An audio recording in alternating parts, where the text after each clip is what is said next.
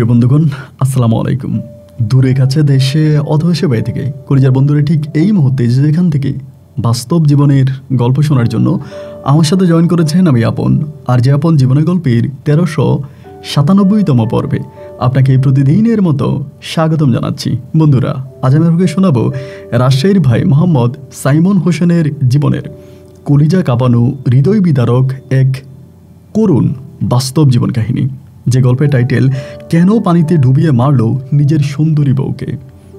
কেন পানিতে ডুবিয়ে মারল নিজের সুন্দরী বউকে। আমি আমার বন্ধুদেরকে বলবো আজকে জোর করে হলেও আপনার স্বামীকে সাইমনের জীবনের গল্পটা শোনাবেন। যদি শুনিয়ে থাকেন আপনার স্বামী হয়তো সতর্ক হতে পারে, যদি তিনি সতর্ক না হয় তবে আপনার জীবনেও নেমে আসতে পারে এমন ভয়ঙ্কর পরিণতি, যে পরিণতির প্রতিফলে অকালেই ঝরে গেল অনেকগুলো জীবন, ধ্বংস হয়ে গেল 3টা পরিবার। যে গল্প শুনলে আপনি নিজের চোখের পানি ধরে রাখতে পারবেন না। শুধু গল্পই নয়, আমার কাছে মনে হবে প্রতিটা পুরুষের আজকের সাইমনের জীবনের গল্পটা হবে এক মহাশিক্ষা। বন্ধুরা, গত কিছুদিন আগে একটা জায়গায় গিয়ে আমি খুব অবাক হয়ে গেলাম। ওই জায়গায় যাওয়ার পরেও ওই জায়গার পানিগুলা, যেমন খালের পানি বা পাথর বেয়ে আসা পানিগুলো একেবারে দুধের মতো সাদা। ওখানকার এলাকার মানুষদেরকে জিজ্ঞেস করলাম যে এই পানিগুলো একেবারে দুধের মতো সাদা হওয়ার কারণ কি। তারা বলল এক সুফি যার নাম হচ্ছে নুরুদ্দিন নুরি, তিনি নাকি ওখানে নামাজ পড়তে যাইতো এবং নামাজ পড়তে যাওয়ার সময় একটা সময় তার পানির খুব প্রয়োজন হলো। তিনি পানি পাচ্ছে না পেয়ে তিনি হাতের লাঠি দিয়ে ওই মাটিতে আঘাত করে, মুহূর্তে মাটি ফেটে ভিতর থেকে দুধের মতো সাদা পবিত্র পানি বেরিয়ে আসে। এবং এই পানি দেখে সেই এলাকার লোকজন তার নাম দিয়েছে দুধের পাথর। এই দুধের পাথর জায়গাটা অসম্ভব রকমের সুন্দর। আপনারা যদি কেউ দেখতে চান তাহলে ভিডিওর এই আই বাটনে সরাসরি ক্লিক করলে ভিডিওটা দেখতে পাবেন, অথবা আমার এই ভিডিও ডিসক্রিপশনে সেই ভিডিওর লিঙ্ক দেওয়া আছে, চাইলে সেখানেও দেখে নিতে পারেন। সবাইকে অনেক ধন্যবাদ। সুপ্রিয় বন্ধুগণ, আসসালামু আলাইকুম। আমার নাম মোহাম্মদ সাইমন হোসেন, আমার বাড়ি রাজশাহী বিভাগে। বন্ধুরা, আমি আমার জীবনের গল্পটা শুরু করার শুরুতে আপনাদেরকে আমার পরিবারের সাথে পরিচয় করিয়ে দিই। আমার পরিবারে আমি আছি, আমার বাবা আছে, মা আছে, রয়েছে আমার দাদা দাদি সহ আমার ছোট 2টা ভাই আর ছোট একটা বোন। আমরা টোটাল 2 ভাই 1 বোন। আমাদের পরিবারটা রাজশাহী বিভাগীয় শহরের অদূরের কোনো এক অজপাড়া গাঁয়ের এক উচ্চ মধ্যবিত্ত পরিবার। আমার বাবা পেশায় একজন কৃষক। আমার বাবা আগে বিদেশে ছিলেন। বহু বছর ধরে বিদেশ থেকে আমার বাবা মোটামুটি অনেক টাকা ইনকাম করে এবং সেই টাকা নিয়ে আমার বাবা দেশে আসে, কিছু জমি জমা কিনে, কিছু বন্ধক বর্গা করে এবং এসব করে আমার বাবা আমাদের পরিবারটাকে চালাতো। ছোটোবেলা থেকে আমি প্রচণ্ড রকমের দুষ্টু প্রকৃতির একটা ছেলে ছিলাম। বাবা বিদেশে থাকতো, মূলত আমাকে শাসন করার মতো কেউই ছিল না। আমি আমার দাদা দাদি কাউকে পরোয়া করতাম না, কাউকে মানতাম না, কারো কোনো কথা শুনতাম না। বেপরোয়া ঘোড়ার মতো আমি চারদিকে দৌড়াতে থাকতাম। এমন উচ্ছৃঙ্খল জীবনযাপন আমি করি। আমি মাত্র ক্লাস 2 পর্যন্ত পড়াশোনা করি। এরপরে আমার পরিবার আর আমাকে স্কুলে পাঠাতে পারেনি। ডাং খেলা থেকে শুরু করে কাবাডি খেলা, বিভিন্ন ধরনের খেলায় আমি অংশগ্রহণ করতাম। অনেকবার ফুটবল খেলে আমি পাও ভেঙেছিলাম। ছোটোবেলা থেকে এমন করতে করতে আমি একটা পর্যায়ে বড় হই। আমার বয়স যখন প্রায় মোটামুটি 15 থেকে 16 বছর, ওই সময় আমার বাবা কমপ্লিটলি বাড়িতে চলে আসে। বিদেশ থেকে একেবারে দেশে চলে আসে এবং দেশে এসে তিনি কিছু জমি জমা কিনে কিছু বাগা বর্গা করে, এসব করেই তিনি গ্রামে চলতো। আব্বার একটা ছোটোখাটো দোকানও ছিল। এটা কি দোকান বললে খুব বল হবে, কারণ এটা উনি সবসময় খুলতো না, মাঝে মাঝে খুলতো, আবার বেশিরভাগ সময় বন্ধ করে রাখতো। এমন দৃশ্যগুলো দেখতে দেখতে আমার বাবা মায়ের সাথে খুনসুটি করে আমার সময়গুলো কাটে। একটা সময় হলো কি, হঠাৎ করে একদিন রাতের বেলায় আমি ঘরে শুয়ে আছি। আনুমানিক তখন রাত 9টা থেকে 9:30 বাজে। আমার আব্বা আম্মার মাঝে মাঝে ঝগড়া হতো, কিন্তু কী নিয়ে এত ঝগড়াঝাটি তা কিন্তু ঠিক জানতাম না। সেদিন দেখলাম ঝগড়াঝাটির মাত্রাটা খুব বেড়ে গেল। আমার আম্মা অকথ্য ভাষায় আব্বাকে গালাগালি করতেছে, আব্বাও অকথ্য ভাষায় আমার মাকে গালাগালি করে। বাবা মায়ের এই ঝগড়াঝাটি দেখে আমার তখন ভীষণ খারাপ লাগলো। ঘরের দরজায় গিয়ে নক করলাম, কি হয়েছে, তোমরা রাত দুপুরে এগুলো কি শুরু করছো? তারা কোনো কিছুই বলে না। বুঝতে পারলাম তাদের মাঝে কোনো মনোমালিন্যতা চলতেছে কোনো একটা বিষয় নিয়ে। যাই হোক, দেখতে দেখতে রাত পেরিয়ে গেল। সকালে আমার আব্বা যখন বাইরে চলে গেছে কাজে, আমার মা তখন আমার ঘরে আসছে। আইসা আমারে বলতেছে, সাইমন রে, আমার তো মনে হয় এই সংসার থেকে চলে যেতে হবে, আমি তো মনে হয় এই সংসারে আর থাকতে পারবো না। আমি আমার মায়েরে বললাম, যে এই বয়সে তুমি এসব কী কথা বলো? যে সংসার থেকে তোমাকে চলে যেতে হবে, আমি আছি, ভাইয়েরা আছে, আমার বোন আছে, তুমি এই সংসার থেকে কোথায় যাবা? এটা কী ধরনের কথা? কালকে রাতে আব্বার সাথে তোমার কী নিয়ে এত ঝগড়া হলো? আমার মা তখন বলতেছে, এই বুড়ো বয়সে তোর বাপে যা শুরু করেছে, এরপরে তো আর এই পরিবারে আমার থাকা মনে হয় আর হবে না। আমি তখন বললাম যে আব্বু কী শুরু করেছে, তুমি আমাকে খুলে বলো, আমি একটু শুনি।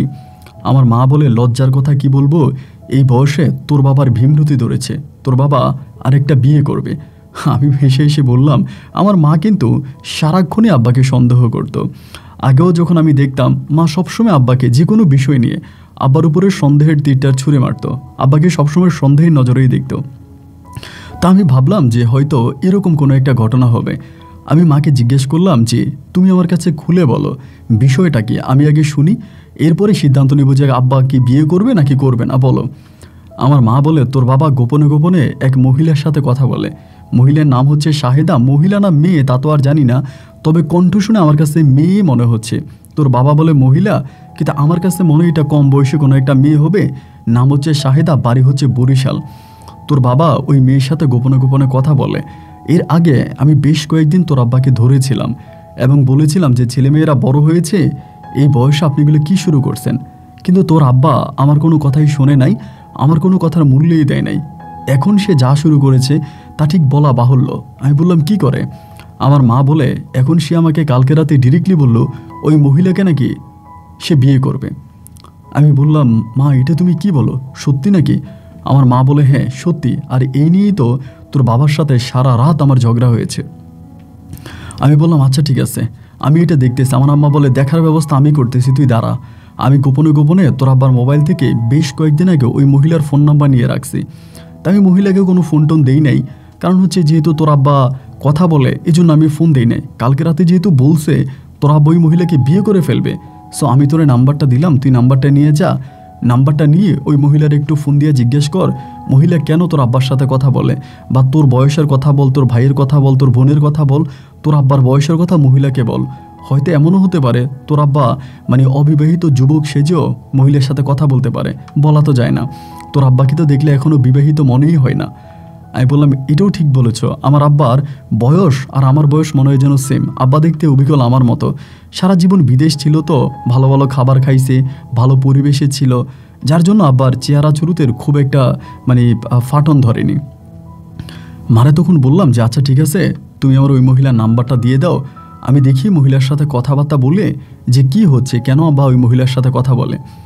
মায়ের কাছ থেকে তখন ওই মহিলার ফোন নাম্বারটা আমি নিয়ে নিলাম। ফোন নাম্বারটা নিয়ে চিন্তা করতেছি যে আমার আব্বা কথা বলতো, এখন আমি কথা বলবো, এটা আসলে কি? আর আব্বা যদি কখনো জানতে পারে আমি ওই মহিলাকে কল দিয়েছি, আব্বাও তো আমার উপরে রাগ করবে। এভাবে প্রায় 3-4 দিনের মতো কেটে গেল, কিন্তু দেখলাম যে আমার আব্বা আম্মা এই বিষয়টা নিয়ে অলওয়েজে ঝগড়াঝাটি করে। আর মা আমাকে প্রতিদিন বলে, কিরে সাইমন তুই কি কল দিছিস, ওই মহিলার সাথে কথা বলছিস? আমি মাকে হা না কোনো কিছুই বলতে পারি না।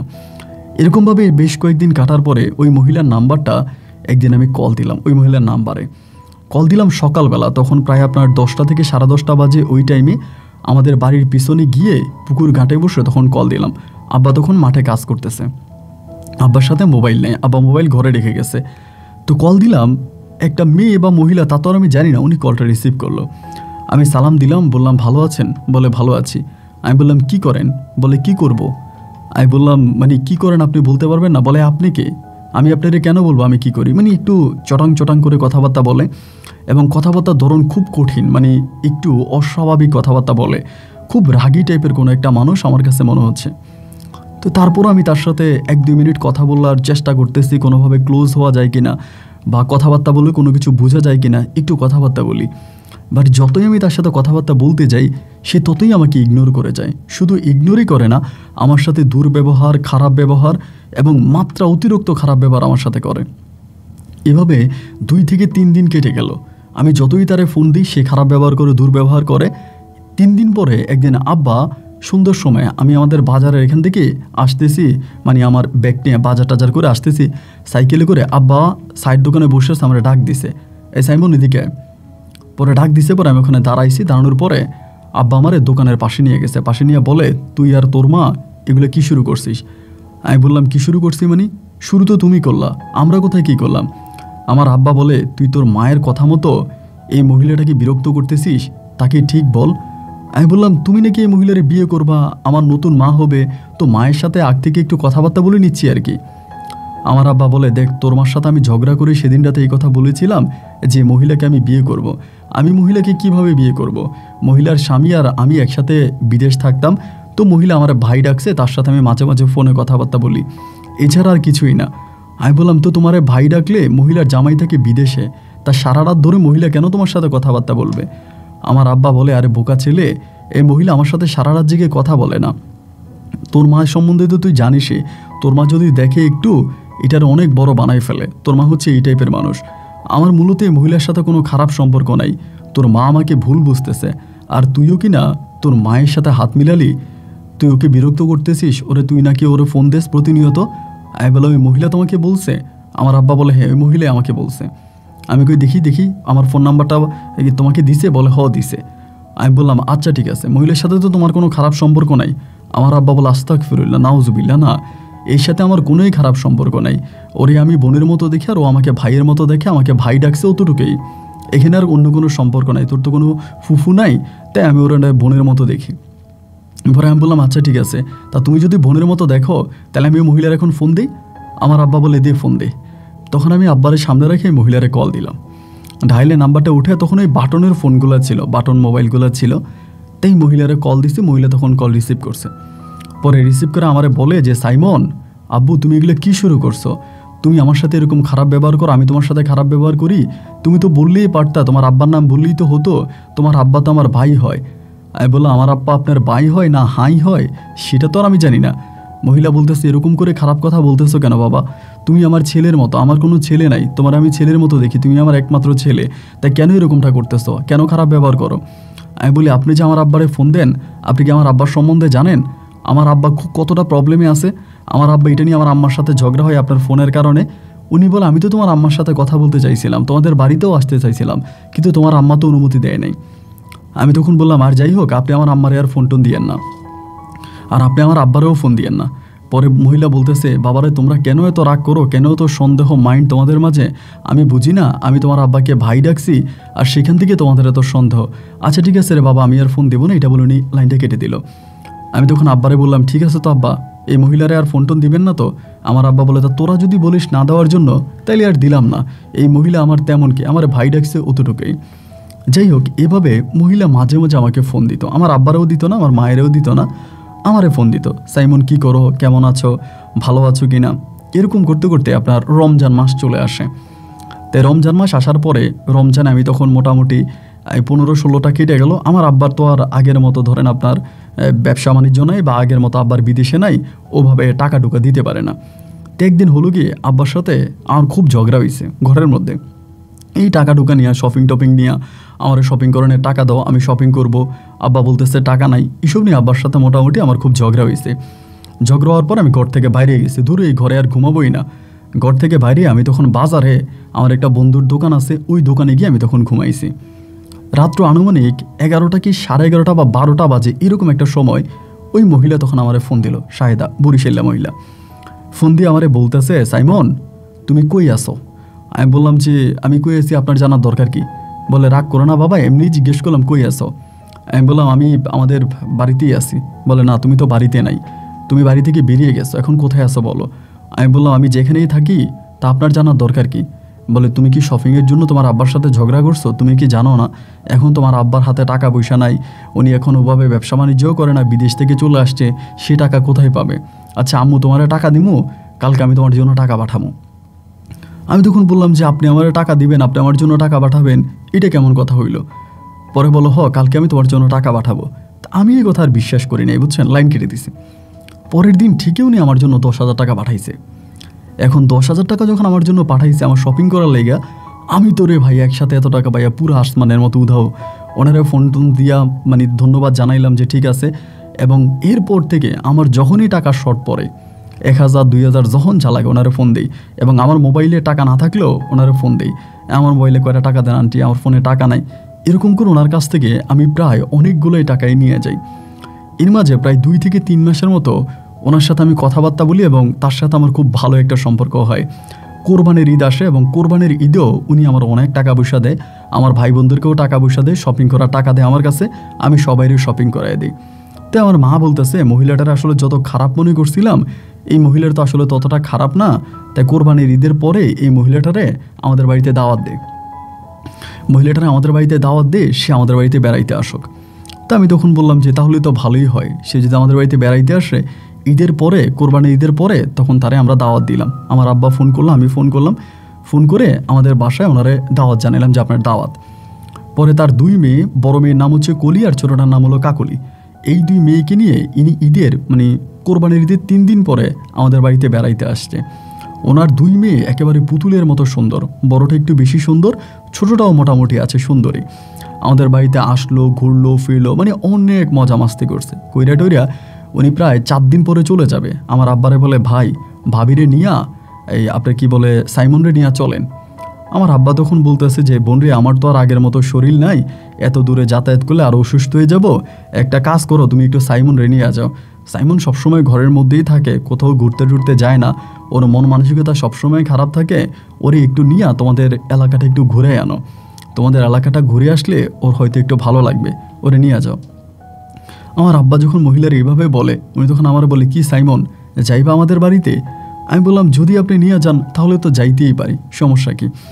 পরে ওনার সাথে আমি ওনাদের বাড়িতে গেলাম, বরিশালে গেলাম। এর আগে আমি কখনোই বরিশালে আর যাই নাই, এই প্রথম আমার বরিশালে যাওয়া। এবং বরিশালে যাওয়ার পরে আমার কাছে ভীষণ রকমের ভালো লাগলো। সেখানকার মানুষ, জনজীবন যারা আছে তারা খুবই মানে আমরা আসলে অনেক সময় অনেকেই বলে যে বরিশালের মানুষ কেমন কেমন ভালো না, অনেকেই বলে, কিন্তু বিশ্বাস করেন ওইখানে যাওয়ার পর আমি যেটা দেখলাম যে তারা এতটাই ভালো, মানে এতটাই ভালো যা আসলে বলার মতো না। আমার সাথে এত সুন্দর ব্যবহার করলো, মনে হয় যেন আমার মনটাই কেড়ে নিয়ে গেছে বরিশাল। এরপরে মনে হয় যেন আমি বরিশাল থেকে আর আসতে পারবো না, আমি এতটাই বরিশালের প্রেমে পড়ে যাই। ওনাদের পাড়ায় গেলাম, ওনাদের বাড়িতে গেলাম, ঘুরলাম ফিরলাম, প্রচুর মজা মাস্তি করছি, অনেকটা ভালো লাগলো। তারপরে প্রায় 2-3 দিনের মতো ওনাদের বাড়িতে ছিলাম, ঘুরছি টুরছি। ওনার যে বড় মেয়ে আছে কলি আপার বিয়ে হয়ে গেছে, ওনার স্বামী হচ্ছে বিদেশে থাকে, উনি আমার থেকে বয়সে একটু বড়ই হবে, ওনার স্বামী বিদেশে থাকে। আর ছোটোটার নাম হচ্ছে কাকুলি আমার বয়সে একটু ছোট হবে। তবে কাকুলির সাথে আমার খুব মানে ফ্রেন্ডলি একটা ভালো বন্ধুত্বপূর্ণ সম্পর্ক হয়। আর সত্যি কথা বলতে কাকুলির আমার ভালোও লাগে। এভাবে 4-5 দিন কাকুলির সাথে একটা ভালো সম্পর্কের মধ্যেই ছিলাম। থাকার পরে আমি আবার বাড়িতে চলে আসি, ইতিমধ্যে আমি বাড়িতে চলে আসি। তো এই বাড়িতে আসার পরে কাকুলির সাথে সবসময় ফোনে কথা বলতাম, ওই আমারে ফোন দিত, আমি ওরে ফোন করতাম, মানে দুজনেই তখন একটা মোটামুটি ভালো একটা সম্পর্কের মাঝে চলে যায়। ও তখন ক্লাস 9-এ পড়তো, আমি তো আর পড়াশোনা করি নাই। তো ওর সাথে সবসময় ফোনে কথাবার্তা বলি, এরকম করে কথাবার্তা বলতে বলতে দুজনের মাঝে মোটামুটি একটা ভালো লাগার সম্পর্ক শুরু হয়ে যায়। মানে দুজনের মাঝে খুবই ভালো লাগার একটা সম্পর্ক শুরু হয়। ও আমাকে অনেকটা পছন্দ করে, আমিও ওর অনেকটা পছন্দ করি। দুজনের মাঝে মোটামুটি এক কথায় বলতে গেলে একটা প্রেমের সম্পর্ক গড়ে ওঠে। আমি যে 4-5 দিন ওদের বাড়িতে ছিলাম, ও আমাকে অনেক সময় দিছে মোবাইলে। আমরা তখন প্রেমের সম্পর্কে জড়িয়ে পড়ি। প্রায় 4 মাস পরে আমি আবারও হচ্ছে ওই আন্টির বাড়িতে বেড়াইতে যাই। তো সেই যাওয়াটা আমার জীবনে ছিল সবচেয়ে স্পেশাল একটা টাইম। এই টাইমটার মুহূর্ত আমি আপনাকে বলে বোঝাতে পারবো না। তখন আম কাঁঠালের সময় ছিল। তারপরে মানে কাকুলিদের বাড়ির সামনে বিশাল আমের বাগান ছিল, এরপরে কাঁঠাল গাছ ছিল। আমি নিজে গাছে উঠা আম পাইরা খাইতাম, কাঁঠাল খাইতাম, আম খাইতাম। রাত দুপুরে আমি আর কাকুলি একসাথে আম বাগানে বসে বসে রোমান্স করতাম, প্রেম করতাম, ভালোবাসতাম। মানে একে অপরকে এক অন্যরকম ভালোবাসার সম্পর্কে জড়িয়ে যাই। তো ইতিমধ্যে কাকুলি আমারে বলতেছে যে আব্বু তো বাড়িতে আসার সময় হইতেছে, আব্বু আসবে, আব্বু আসলে আমাকে বিয়ে শাদী দিয়ে দিবে, আমার বিয়ের কথাবার্তাও চলতেছে, তাই তুমি একটা কাজ করো, তোমার আব্বাকে দিয়ে আমাদের বাড়িতে বিয়ের প্রস্তাব পাঠাও। তখন আমি চিন্তা করলাম, আমার আব্বারে যদি আমি এখন এই কথা বলি, একে তো আমি কোনো কাজ টাজ করি না, বাদাইমা রাস্তায় ঘুরে বেড়াই, আব্বার সাথে কোনো দিন মাঠে ঘাটেও কাজ করি না। এই অবস্থার মধ্যে যদি আমি আব্বারে বলি যে আব্বা আমি কাকুলির বিয়ে করব, কাকুলির প্রতি আমার একটা দুর্বলতা আছে, তাহলে তো আব্বা আমার বাড়ি থেকেই বের করে দিবে। আর আন্টিকে এই কথা বলাই যাবে না। কাকুলি বলতেছে ওর মারে বললে ওর মা আরও খেপে যাবে, ওর মা আমাকে ওনার ছেলের মতো দেখে। তো এইরকম করে কথাবার্তা বলছে। একটা দিন হলো কি, হঠাৎ করে আমাদের ঘরেই আমি দেখলাম যে আমার আব্বা আম্মা আলোচনা করতেছে, মানে এই কাকুলির বিয়ের আনাগোনার মাঝে আমার আব্বা আম্মা আলোচনা করতেছে কি আমার বিদেশ পাঠাই দিবে, আমার বিদেশ পাঠাবে। কাকুলির মায়ের সাথে নাকি আমার আব্বা কথা বলছে। এই কথা আমার ছোটো ভাই এসে আমারে বলতেছে যে সাইমন ভাইয়া আপনারা তো আব্বা বিদেশে পাঠাই দিবে, আপনি তো আর বউ করে ঘুরতে পারবেন না। আমি বললাম কে কইল? বলে আব্বা বলছে ওই শাহেদা আন্টির সাথে শাহেদা আন্টির জামাইরে টাকা দিব, আপনার এই বিদেশ লয়ে যাইব। আমি তখন বললাম আলহামদুলিল্লাহ, এটা তো আমার জন্য একটা গুড নিউজ। এরপর আমি সাথে সাথে কাকুলিরে ফোন দিলাম, কাকুলিরে ফোন দিয়ে বললাম যে জানো এমন এমন ঘটনা। কাকুলি শুইনা বলতেছে আরে তুমি আমারে বলতেছো, এটা তো আমি আগেও শুনছি, আমি এটা এর অনেক আগেই শুনছি, আমার আম্মা আমারে জানাইছে তোমরা নাকি তোমার আব্বা নাকি কালকে টাকা পাঠাইবো আমার আব্বার কাছে এবং তোমার পাসপোর্টও নাকি দেওয়ার কথা। তো এর আগে কিন্তু আমি আবার পাসপোর্টও করে রাখছি, এটা বলা হয়নি আমার, আব্বু আমাকে পাসপোর্ট করায় রাখছে। তো এরপরে আমার আব্বা করলো কি টাকা দিছে, প্রথমে 50,000 টাকা আর পাসপোর্টের কপি এই শাহেদা আন্টির জামাইয়ের কাছে পাঠাইছে। এটা হচ্ছে আপনার কাতারে, উনি কাতারে থাকে ওইখানে পাঠাইছে। উনি প্রথমে সৌদি ছিল, এখান থেকে পরে কাতারে চলে গেছে। তো কাতারে পাঠাইছে, পাঠানোর পরে উনি আমার টাকাটা কোথায় যেন জমা দিছে, মোটামুটি ভিসাটাও প্রসেসিংয়ের পথে হয়ে গেছে। তো ওই সময় ভিসার দাম ছিল হচ্ছে আপনার 6 লাখ টাকা। তো আমাদের পারিবারিক অবস্থা তখন খুব বেশি একটা ভালো ছিল না, মানে টাকা টুকা দেওয়ার মতো কোনো অবস্থা নাই। এদিকে কাকুলিরে বলতেছি, কাকুলি বলে আম্মা নাইলে বড় জোরে 1 লাখ টাকা দিব, এর বেশি আম্মা জীবনও দিব না, কারণ আম্মার কাছেও এখন অতটা টাকা পয়সা নাই।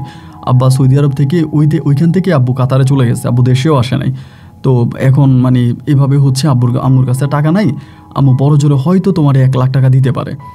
তা আমিও চাইছি, উনি আমার এই কথাই বললো বাবারে দিতাম তো 50,000, এখন তোমার আব্বা তো বলতেছে যে 50,000 টাকায় হবে না, এখন আমি আর কি করবো, আমার কিছু গয়নাগাটি আছে, এগুলো বন্ধক সন্ধক দিয়ে আপাতত 1 লাখ টাকা আমি মিলে তোমার বিদেশের জন্য দিমুনি তোমার ইয়ের কাছে, তোমার আঙ্কেলের কাছে। কিন্তু তোমার আব্বা বা তোমরা ফ্যামিলির কেউ কিন্তু বইলো না যে এখানে 1 লাখ টাকা আমার টাকা, এটা বললে আবার তোমার আঙ্কেলের রাগারাগি করবো আমার সাথে, কারণ আমি সংসারে টাকা পয়সা নাই।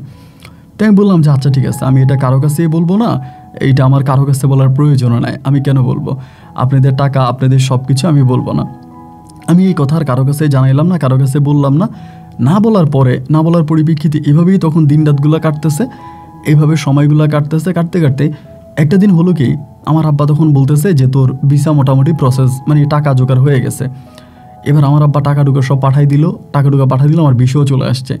এখন আমি বলতেছি কাকুলি আমি কি করব, এখন এই সময়ের ভিতরে বিদেশ যাইতেছে, আব্বারে যদি আমি বলি তোমার সাথে আমার কোনো সম্পর্ক আছে, আব্বা তো আরও টেনশনে পড়ে যাবে। এমনি আব্বা বলে আমি বিদেশে গিয়ে থাকবো না, বিদেশে গিয়ে কাজকাম করবো না, 2 দিন পরেই দেশে চলে আসবো, আব্বা তো এইসব নিয়ে খুব টেনশনে আছে। এখন আমি যদি যাইয়া এবং যদি আমি আব্বার এটা বলি যে আব্বা আমি কাকুলিরও পছন্দ করি, আব্বা তো এখনই টেনশন শুরু করবে, আমি এখন কি করব। কাকুলি আমার বলে তুমি এটা নিয়ে চিন্তা করো না, তুমি চলে যাও, তুমি সসম্মানে আব্বুর কাছে যাও, এবং আব্বুর কাছে গিয়া আমার আব্বু অনেক ভালো, আমার আব্বু অনেক নম্র ভদ্র, অনেক ভালো মানুষ, তুমি গিয়া যদি আমার আব্বুরে বুঝিয়া বলো আমার আব্বু শুনবে, তুমি ওইখানে গিয়ে আব্বুরে হাতে পায়ে ধরে বলবা, আর আমি বাংলাদেশ থেকে আমার আব্বুকে মোবাইল ফোনে বুঝিয়ে বলবো, তাহলে হচ্ছে আমাদের সম্পর্কটা হয়ে যাবে, তুমি এটা নিয়ে চিন্তা করো না। এখন এই শুভ কাজে যাওয়ার সময় তোমার এই বিষয়টা কাউরে বলার দরকার নেই, এটা তুমি এখন হুটহাট করে কাউরে জানাইও না। আমি বললাম হ্যাঁ এটা তুমি অনেক ভালো একটাই কথা বলছো, এটা এখন জানাইলে হিতে বিপরীতে হবে। আচ্ছা ঠিক আছে, কাউকে জানাইলাম না জানে সব কিছু ঠিকঠাক হইলো। আমি তখন সৌদি আরবে রওনা দিলাম, কাতারে রওনা দিলাম। তো বাংলাদেশের ইমিগ্রেশনও সম্পূর্ণ হলো, প্লেনে উঠলাম। আমি তখন কাতার এয়ারপোর্টে নামছি। কাতার এয়ারপোর্টে নামার পরে মানে আমার একটু মানে পেটের সমস্যা ছিল আর কি।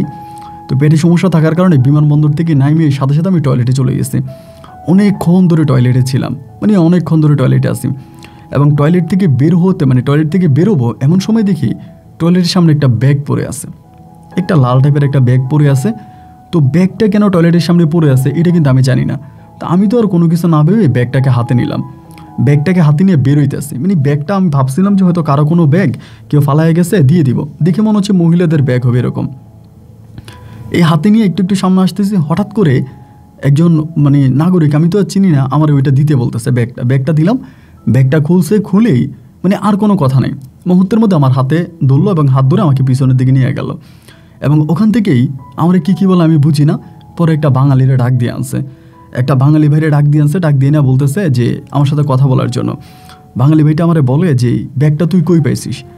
আমি টয়লেটের ওখানে পাইছি। তো আমি এটা টয়লেটের এখানে পাইছি, কিন্তু সে বলতেছে না যে এটা নাকি তুই বাংলাদেশ থেকে আনছিস, তুই টয়লেটের এখানে পাস নাই। তো এটার মধ্যে আমি বললাম এটার মধ্যে কী আছে? বলে পান আছে আর সুপারি আছে। আমি বললাম পান সুপারি এরকম ব্যাগের মধ্যে? বলে পান সুপারি, তুই কি এটা সত্যি টয়লেটে পাইছিস? আমি বললাম হ্যাঁ টয়লেটের দুয়ারে পাইছি। তো বাঙালি ভাইটা বলতেছে মনে হয় কোনো না কোনো বাঙালি নিয়ে আসছে, অবস্থা খারাপ দেখে সম্ভবত টয়লেটের ওখানে ফালাই দিয়ে গেছে। এখন তুই তো ফাইসা গেছিস। এবার আমার নাম জিজ্ঞেস করতেছে, মানে নাম জিজ্ঞেস করে, আমি নাম বলতে পারি না। বাঙালিটার এবার পাঠাই দিল পুলিশে, বাঙালিরে পাঠাই দিয়ে আমারে বলতেছে নাম কি, নাম বলতে পারি না। আমি আমার নাম জিজ্ঞেস করে একটা, আমি বলি আর একটা, মানে আমি পুরো আউলা ঝলা খেয়ে গেছি। ওইখানে আমাকে তখন আটকায় ফেলে, মানে ইমিগ্রেশন ওখানে আমাকে আটকায় ফেলে।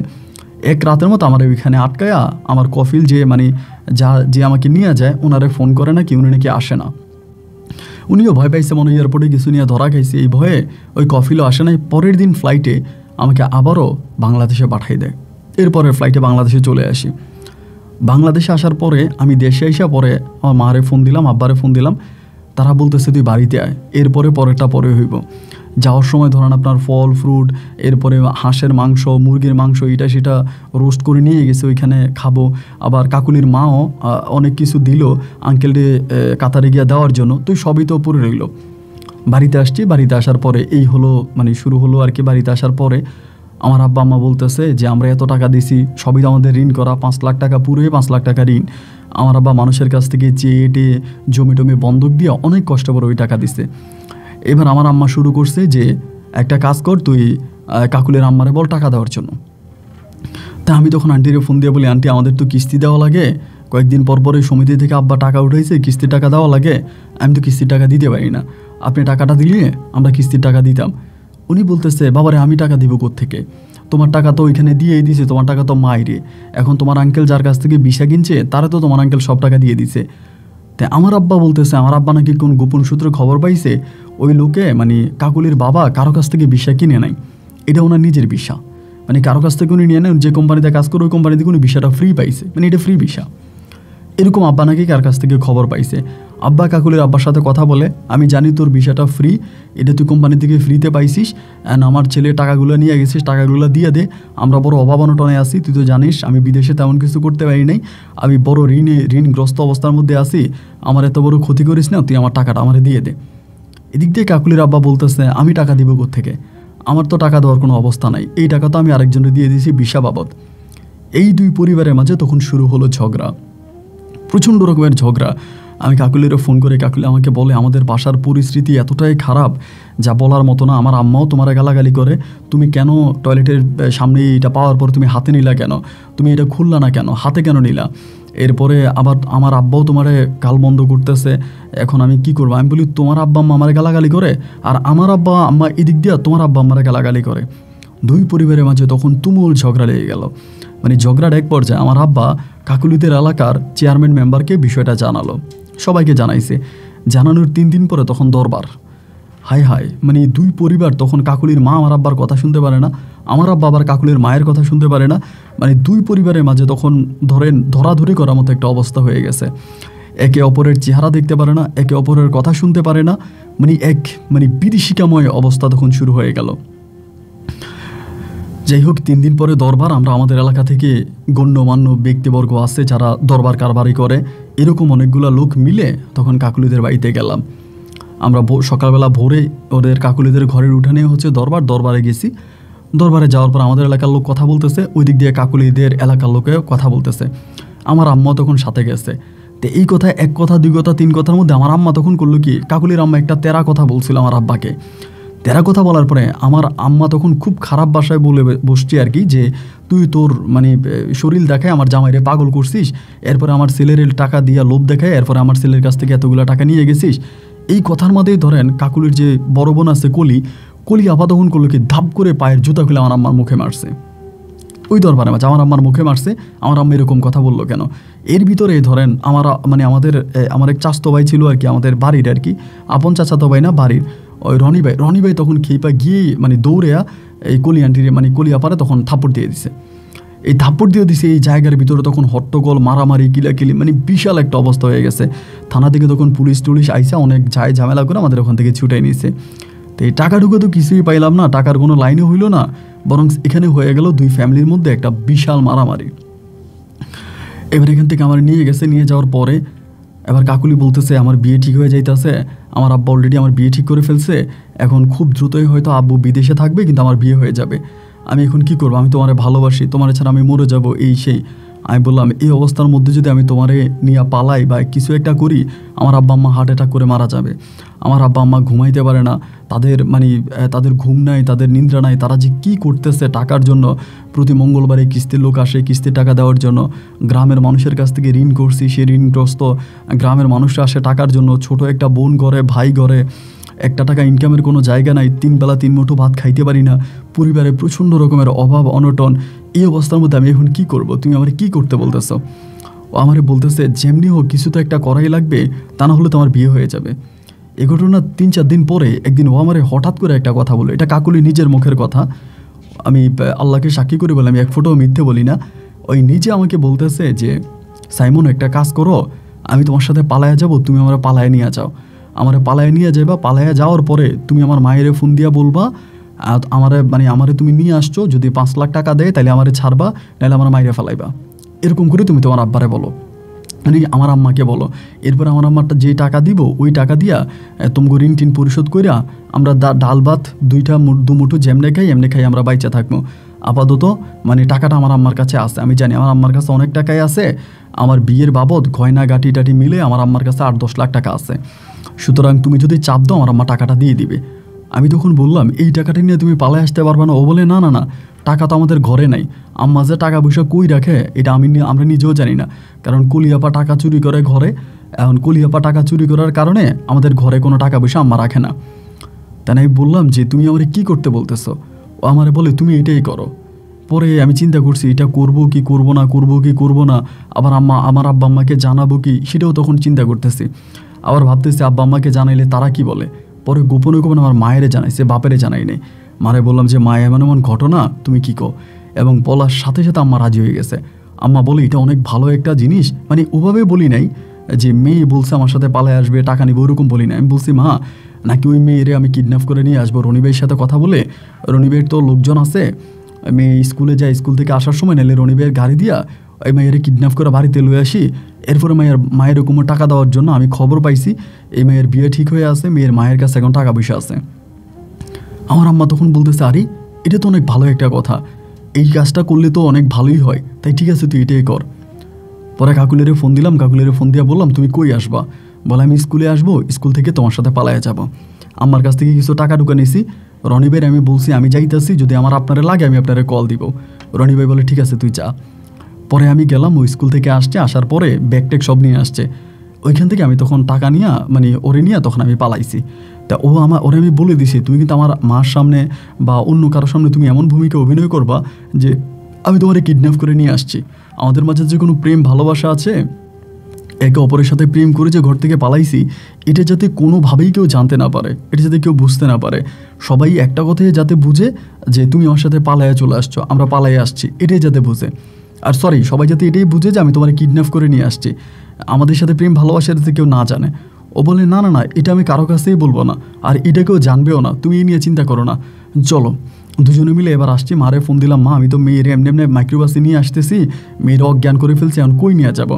আমার মা বলে তাই রনিকেও বাড়িতে নিয়ে আসা। মানে আমার চাস্তো ভাই রনি, ওগো বাড়ি আসা অনেক বড়, তাই রনি ভাইকে বাড়িতে তখন মেয়েরে উঠাইছি।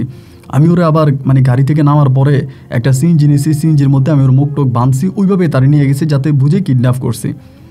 ওইখানে নিয়ে রাখছি। তা আমার রনি ভাইদের বাড়িতে যাওয়ার পরে আমার আম্মা তখন করলো কি, রনি ভাইয়ের দিয়া ফোন দেওয়া হয়েছে, আমার দিয়া ফোন করায় নাই। রনি ভাই ফোন করে বলতেছে যে আপনার মেয়েরে নিয়ে আসছি, এরকম একটা টাকা দেন, তাহলে আপনার মেয়েরে ছেড়ে দিব, নাহলে আপনার মেয়েরা আমি ছাড়বো না। এরকম কথা মেয়ের বলতেছে, এই কি কয় এই রনি ভাই বলতেছে। বলার পরে মেয়ের আম্মা বলতেছে নিয়ে গেছো ভালো হয়েছে, ভালো করছো, যেভাবে নিয়ে গেছো ভালো করছো, দরকার নাই আমার এই মেয়ে। উনি তখন লাইন কেটে দিল। আরে আজব বিষয়, এই মেয়ের প্রতি দেখে ওনার কোনো মায়াই নাই। আমি বললাম কী ব্যাপার কাকুলি? ও বলে তা তো জানি না, তুমি ফোন দিয়া বলো আমারে মারবা, আমার মায়েরা ফেলবে, ওগুলো বলো। এবার আমি নিজেও ফোন দিই, দেখেন আন্টি আমি কিন্তু আপনার মেরে ফেলবো, আপনার মেরে নিয়ে আসছি, আপনার মেরে কিডন্যাপ করে আনছি, আমি আপনার মেরে ফেলবো, আমাদের টাকা দেওয়া লাগবে, নাহলে কিন্তু আমি আপনার মেরে ফেলবো। এরকম কথাবার্তা তখন আমি ওর মারে বলি, কিন্তু ওর মা এই কথাগুলো কানেই নেয় না।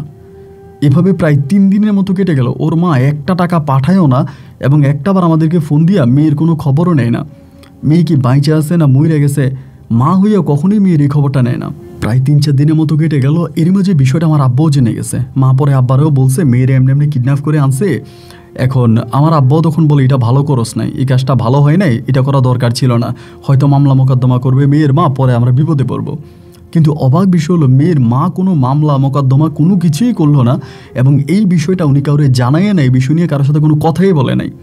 কী রে ভাই, এইটা কেমন কথা? মানে কাউরে জানাইলেও না, কারোর সাথে কথাই বললো না, এবং মানে আমরা তখন সবাই খুব টেনশনে পড়ে গেলাম যে কী ব্যাপারে কাউরে জানাই নেই কেন। তো থানাতে অন্তত জানানোর কথা, বা তাদের এলাকার লোকজন তো আমার আব্বা, মানে ইভেন কাকুলির মা তো আমার আম্মারে বা আমার আব্বারে একটা বার ফোন দিয়ে বলার কথা যে আপনার ছেলে এমনি এমনি আমার মেয়ের কিডন্যাপ করছে, আমার আম্মারেও ফোন দেয় না। এভাবে প্রায় 1 সপ্তাহ মতো কেটে গেছে। তো 1 সপ্তাহ মতো কেটে যাওয়ার পর আমার আম্মার আব্বা বলতেছে শুধু শুধু এই মেয়েরে এখানে আটকাই রেখা, মেয়েরে খাওয়াইয়া দাওয়াইয়া মেয়ের শরীরে তো কলঙ্ক মাইখা লাভ নাই, তা মেয়েরে তার বাপ মায়ের কাছে দিয়ে দিই, আমার আব্বা আম্মা বলে। তাই আমি বললাম যে মেয়ের বাপ মায়ের কাছে আমি কেমনে দিব, ও তো আমার সাথে পালাইয়ে চলে আসছে, মানে এটা আমি মনে মনে চিন্তা করতেছি আর কি। তো আমার আব্বা বলতেছে কিরে সাইমন, তোরা না বললাম মেয়েরে তার বাপ মায়ের কাছে বা মায়ের কাছে দিয়ে দে, এই মেয়েরে রাইখে আমরা কি করব? আরে মেয়েরে খাওয়াইয়া এখানে বসে লাভ আছে, তুই অন্য একটা কাজে লাগে যা, ভাগ্যে যা আছে তাই হবে, আমিও কাজ করব, আস্তে আস্তে মানুষের ঋণ পরিশোধ করব। আমি কাকুলিরে বললাম কাকুলি এমন এমন ঘটনা। কাকুলি বলে আমি জানি না, আমি কি এখন যাব? আমার তো মাইরা ফালাইলো, আমি যাব না। পরে আমার আব্বা আম্মারে বললাম যে কাকুলি তো যাইতে চায় না, এখন আমি কি করব? আমার আব্বা আম্মা বলে যাইতে চাই না মানে? মেয়েরে তুই আনলি কিডন্যাপ করে, এতে মেয়ে যাইতে চাইবে না কেন? এবার মেয়েরে আমার আব্বা আম্মা বলতেছে যে কিরে তুই যাবি না কেন? এবার মেয়ে বলতেছে যে যখন আমার আব্বা আম্মা ধমকাধমকি শুরু করছে তখন বলতেছে যে সাইমন তো আমার ভালোবাসা ভাগায় আনছে, সাইমন তো আমার কিডন্যাপ করে আনে নাই, আমি তো কিডন্যাপ করে আসি নাই, সাইমন আমার ভাগায় আনছে, মানে সাইমন আমারে প্রেম করে আমার সাথে পালায় নিয়ে আসছে, আমি এখন যাবো কেন? আমি যাবো না, আমি সাইমনকে বিয়ে করব। আমার আব্বা আম্মা তখন এই মেয়েরে 2টা থাপ্পড় দিছে, দেওয়ার পরে আমি তখন বললাম ওরে মাইরো না, আমি ওরে ভালোবাসি। এই শুরু হলো গন্ডগোল। আমি আমার আব্বা আম্মারে বলতেছি আমি মেয়েরে ভালোবাসি, আমি মেয়ের সাথে সংসার করব। আমার আব্বা আম্মা বলে তুই যদি মেয়েরে ভালোবাসস বা ওই পরিবারের সাথে, যে পরিবারের এই মেয়ের বড় বোনে আমার তোর মায়ের মুখে জুতা মারছে, এরপরও যদি ওই মেয়েকে তোর এই মেয়ের প্রতি তোর বিন্দুমাত্র ভালোবাসা জাগে, তাহলে তুই আমাদের সন্তান, আমাদের ঘর থেকে বেরিয়ে যা। শুরু হলো এক পারিবারিক দ্বন্দ্ব, এবং আমাকে আমার আব্বা আম্মা টোটালি ঘর থেকে বের করে দিল, যে তুই আমাদের ঘরেও আসবি না, খাবিও না, কাকুলিরও বের করে দিল। পরে দুজনে মিলা কাকুলির এক দুঃসম্পর্কের খালা আছে, খালার বাড়িতে গিয়ে উঠছি। এখন কি করব, ওই দুঃসম্পর্কের খালার বাড়িতে গিয়ে উঠছি। উঠার 5 দিন পরে, ওই দুঃসম্পর্কের খালার বাড়িতে যাওয়ার 5 দিন পরে কাকুলির মা আর কাকুলির বড় বোন ওই খালার বাড়িতে আসছে। আমি তখন নিচের দিকে তাকে আসি, তখন কাকুলির মা আমারে বলে সাইমন নিজের খুব চালাক মনে করো, তুমি ভাবো তুমি খুব চালাক, তোমার মায়ের জীবনটা নষ্ট করলা, প্রেম করে মেয়েরে ভাগাই নিলা, আর এই মেয়ে তো প্রেম করে যে তোমার সাথে যেদিন চলে যাবে সেদিনও তো কলির কাছে সব বলে গেছে। আমি তখন কাকুলির মুখের দিকে তাকায় আছে, কাকুলি তখন নিচের দিকে তাকায় আছে। ওর মা বলে ওই যে ব্যাগটেক সব কিছু নিয়ে গেছে ওই কলিরে বলে গেছে। আমার মেয়ে তো বলদ, আমার মেয়ের সাথে সাথে যদি আমারে বলতো তাহলে আমি ওর ওই দিনই আমি স্কুলে গিয়ে ধরে ফেলি, তা আমার মেয়ে আমারে বলে নাই। আমার মেয়ে বলছে যখন তোমরা মুক্তিপণ চাইবা তার আগ মুহূর্তে। আমি তখন দেখলাম বাইরে ভাই এদিকে ভিতরে ভিতরে সবই ঠিক আছে। আমি আর কথা বলি না। পরে বলে এখন কি করবা, বিয়ে করছো? আমি বললাম হ, আমরা কোর্টে গিয়ে বিয়ে করছি। বলে হ, বিয়ের কাম তো সারাই দিছ, তা এখন করবা কি, খাইবা কি? আমি বললাম তা জানি না। পরে বলে যাইবা আমার সাথে? আমি কিছু বলি না। কাকুলি বলো চলো চলো। আমি বললাম যদি গেলে আমারে মারে? বলে ধুরো মারবো না তো চলো। আমি বললাম আচ্ছা যদি নিয়ে যান তাহলে তো যাবোই। বলো চলো আমার সাথে চলো। ওই রাতে ওই বাড়িতে থাকলাম সবাই। পরের দিন আমার এই আর কাকুলিরই নিয়ে কাকুলির মা ওগো বাড়িতে গেছে। যাওয়ার সময় আমার আব্বা আম্মারে ফোন দিছে। আমার আব্বারে ফোন দিয়ে বলতেছে ভাই রে তোমার ছেলে তো এমন এমন ঘটনা ঘটাইছে, এখন তো আমি তোমার ছেলে আমার বাড়িতে নেওয়া লাগতেছে, এখন কি করব বলো? আমার আব্বা বলো এটা আমার ছেলে না, এই ছেলের আমি ত্যায্য করে দিছি, ওই আমার ছেলে না, আর ওর চেহারা আমি জীবনে দেখতে চাই না, ওর সাথে আমার কোনো পারিবারিক সম্পর্ক নাই, ও মরে যাক, ওর যাই হোক যেটাই হোক এই কোনো কিছু আমি জানি না, ওর বিষয়ে তোমরা আমারে কোনো কথা জানাও না, ওর বিষয়ে কোনো কথা আমারে বইল না। কি আর করা, তখন আমাকে নিয়ে চলে গেল বাড়িতে। বাড়িতে নিয়ে যাওয়ার পরে কাকুলিদের বাড়িতে গেছি। যাওয়ার পরে ওইখানে তখন বৈশা মানে শুইয়া বৈশা খাইতেছি। এভাবে বেশ কয়েকদিন কাটার পরে কাকুলির মা বলতেছে কাকুলির বাবা আসবে কয়েকদিন পরে, তাই আয়সা যদি দেখে তুমি এমনি মানে বসে বসে খাইতেছ তখন কি হবে বলো? সমস্যাটা তো আরও বিকট আকার ধারণ করবে। একটা কাজ করো, আমার বাড়ির সামনে একটা জায়গা আছে, জায়গাটা অনেক জমজমাট, আমবাগানের সাথে তুমি একটা দোকান দাও। তাই আমি বললাম যে দোকান দিব, আমার তো পুঁজি নেই, আমি টাকা কই পাবো? উনি বলে টাকার ব্যবস্থা আমি করে দিব। টাকার ব্যবস্থা পুঁজি বারটা আমি দিব, তুমি দোকান চালাইতে পারবা কিনা? আমি বললাম হ্যাঁ পারবো। পরে আমি তখন এই দোকান দিলাম। দোকান দিছি। তো আমার আগে থেকে সিগারেট খাওয়ার একটা নেশা ছিল, মানে ছোটোবেলা থেকে আমি সিগারেট খাইতাম। তো এই দোকান দেওয়ার পরে আমি ওই 2-4 টাকা যাই লাভ হয় তাই দিয়ে ধরেন আপনার সিগারেট টিগারেট এইটা ওইটা খাই। আর সারাক্ষণে কাকুলি আমার সাথে ঝগড়া করে, আমার জন্য সুনু আনো, ক্রিম আনো, 3 পিস আনো, এই আনো ওই আনো। মানে আমি টাকা কই পাবো ভাই, আমার কাছে তো এত টাকা নাই। আমি নিজে মানে দোকান চালাইতেই হিমশিম খাইতেছি, একটা সিগারেট খাইতে পারি না। এই প্রতিদিন কাকুলির সাথে আমার ঝগড়া হয় রাতের বেলায়, এবং রাতের বেলায় তুমুল ঝগড়া। ও আমার গায়ে পর্যন্ত হাত তোলে, আমার জুতা দিয়ে মারে, আমার মাথার চুল টানে। মানে কী পরিমাণের অত্যাচার অবিচার আমার উপরে করে আমি আপনারা আসলে বলে বুঝাইতে পারবো না। তো এভাবে বেশ কয়েকদিন কাটার পরে একদিন কাকুলির বড় বোন কলিয়াফা আমারে জিজ্ঞেস করলো, কী হয়েছে সাইমন, তোমাদের মাঝে প্রতিদিন ঝগড়া হয় রাতের বেলায়, ওই তোমার সাথে ঝগড়া করে, তুমি ওর সাথে ঝগড়া করো, বিষয়টা কি? তাই আমি ওর বড় বোনটা বললাম, দেখেন আপা, আমি একটা ছোট্ট দোকান চালাই, যা কয়েক টাকা পাই তা দিয়ে তো আসলে আমি নিজেও চলতে পারি না, নিজেও খাইতে পারি না। দেন আমি ওরে কেমনে চালাবো, কেমনে খাওয়াবো বলেন? ওর প্রচুর চাহিদা, ওর প্রতি মানে কয়েকদিন পর 3 পিস লাগবে, স্নু লাগবে, ক্রিম লাগবে, জুতা লাগবে, এই লাগবে ওই লাগবে। দেন আমি ছোট্ট একটা দোকান চালাই, ওর এগুলো কোত্থেকে দিব বলেন? আমি আমার আব্বা আম্মার সাথেও কথা বলি না। তাই কুলিয়াফা তখন বলতেছে যে আচ্ছা সমস্যা না, আমি তোমার গোপনে কিছু টাকা দিতেছি, এটা ওরা বলার দরকার নাই, এই টাকা দিয়ে তুমি ওরা শপিং করাই দাও। এই প্রথম উনি আমার কয়টা টাকা দিল। এই টাকাটা পাইয়া আমি তখন করলাম কি, কাকুলির জন্য শপিং করলাম। কাকুলি দেখি মহা খুশি।